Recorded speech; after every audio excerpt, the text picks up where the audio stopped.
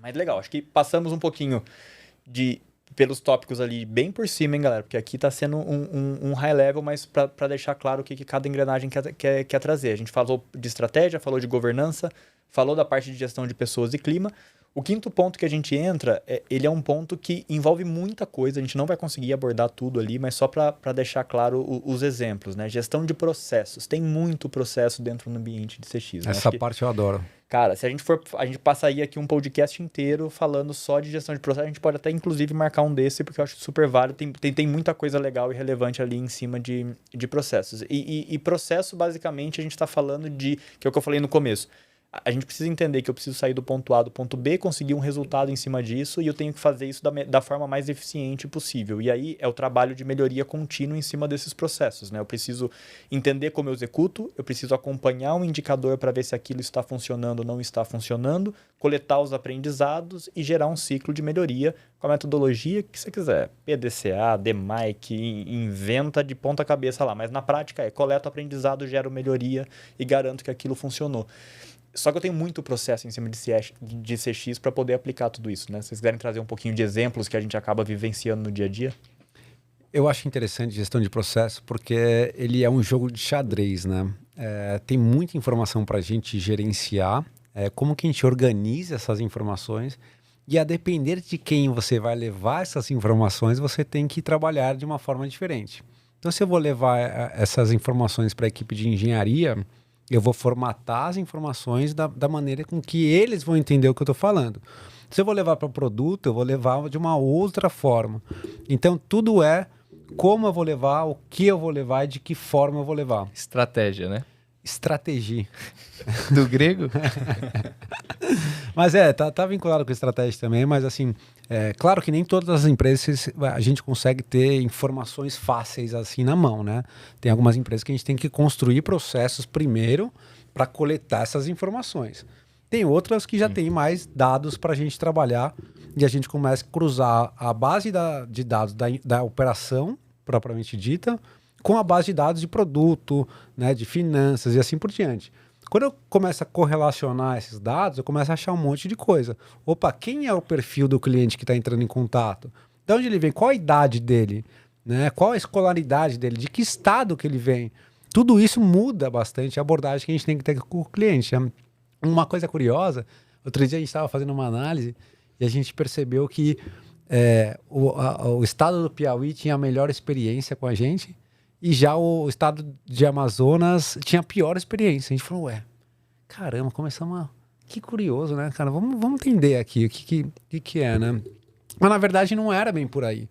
Na verdade, era quando a gente foi investigar e cruzar mais bases de dados e tudo mais, a gente entendeu que era o perfil do cliente que entrava em contato desses estados era diferente.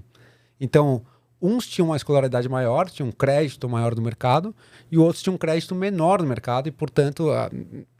tende a ter uma escolaridade menor, né? Então, para esses perfis, a gente tem que ter abordagens diferentes. Para um, eu vou ser um pouco mais didático, vou explicar um pouco mais, né? Vou dar um contexto. Para outro, já pode ser direto ao ponto. Talvez ele já queira que eu vá direto ao ponto. Então, testar essas abordagens com os clientes é super importante, mas desde que você conheça quem está ali por trás da tela, muitas vezes, né? Então, essas coisas são interessantes de gestão de processos e dessa forma a gente vai melhorando. O aplicativo, o site, né, o que eu falo para o cliente, o sistema, qual a informação que eu preciso ter para lidar com cada tipo de cliente e assim por diante. Não, total. Eu ia comentar, acho que dentro da gestão de processo, que chega a ser um pouco do coração do que é o CX comparado com um simples atendimento, um customer service, né, que às vezes a gente fala que não traz essa parte estratégica, essa inteligência por trás de mitigar problemas futuros, é quando a gente traz um pouco da voz do cliente. Né? E voz do cliente é o processo fundamental nesse diferencial competitivo, onde justamente você não está ali só apagando incêndio, né? Tá ali toda hora apagando incêndio, e você não para pensar, para refletir o que eu posso fazer para mudança de processo, mudança de produto, mudança de sistema, qualquer coisa, para isso refletir na experiência do cliente.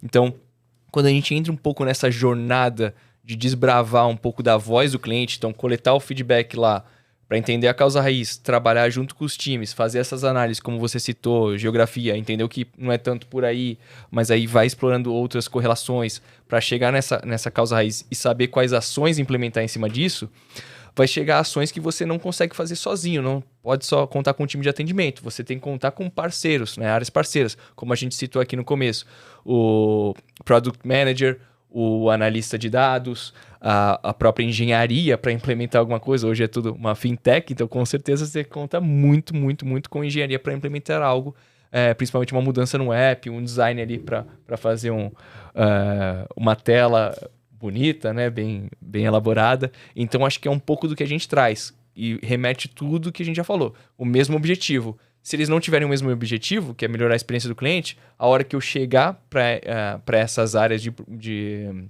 correlatas que a gente tem interface, às vezes eles não vão priorizar, vão deixá-lo no backlog e não vão nem ligar para aquilo, né? Então, acho que com certeza é um ponto-chave essa questão da voz do cliente e o processo tá rodando direitinho para que a gente consiga coletar e trabalhar com muita ênfase nas priorizações que chegam dos clientes. E o que eu costumo falar é o seguinte, seja humilde.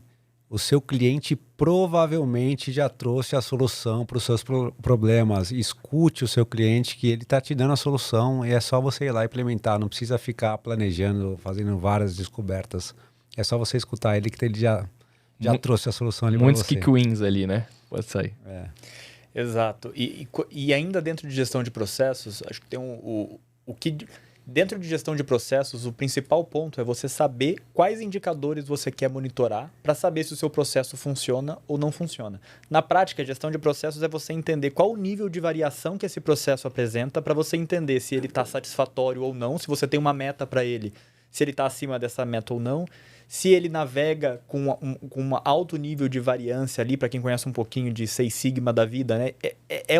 Existe estabilidade naquele processo ou não existe estabilidade? Eu preciso trabalhar alguma melhoria para evoluir esse processo de nível e isso você faz através de dados, através de indicadores. E aí, isso pode ser uma infinidade. Eu posso olhar com foco em eficiência, produtividade, pode ser um processo que esteja olhando como que está a produtividade do meu time, eu posso estar olhando a satisfação do cliente, como foi o exemplo que o Carone trouxe aqui, mas na prática é o indicador que acende o alerta da necessidade de uma análise mais profunda para você entender, definir hipóteses, correlacionar dados e chegar na causa raiz do problema para você fazer algumas mexidas que vai alavancar a performance do teu time. Então, gestão de processo defina indicador, acompanhe, monitore, para daí você entender quando é necessário fazer algum trabalho em cima disso, né? Exato. E eu vejo muita gente falar de voz do cliente, mas poucas pessoas falando da voz da operação, né? Que é a sua equipe que está na ponta, que conhece bastante dos processos e do produto e do cliente e muitas vezes não é escutada, né? Então, assim, a gente tem toda a oportunidade do mundo de coletar feedbacks internos também, né? Das pessoas que estão interagindo com o cliente ali. Nada melhor do que vir uma solução diretamente da sua equipe de atendimento, né? A pessoa se sente parte da solução, você engaja todo mundo, né? Ela conhece, ela tem um propósito, ela tem embasamento. Vivencia ali todo dia. Então é só... e é até mais fácil elaborar um processo desse, né? Porque está dentro de casa. Então você abrir um canal de feedback, claro, estabelecendo algumas coisas que você precisa, né? Como se fosse um formulário, né? Para também não deixar tão aberto, mas construir esses processos internos para essas informações virem a todo momento.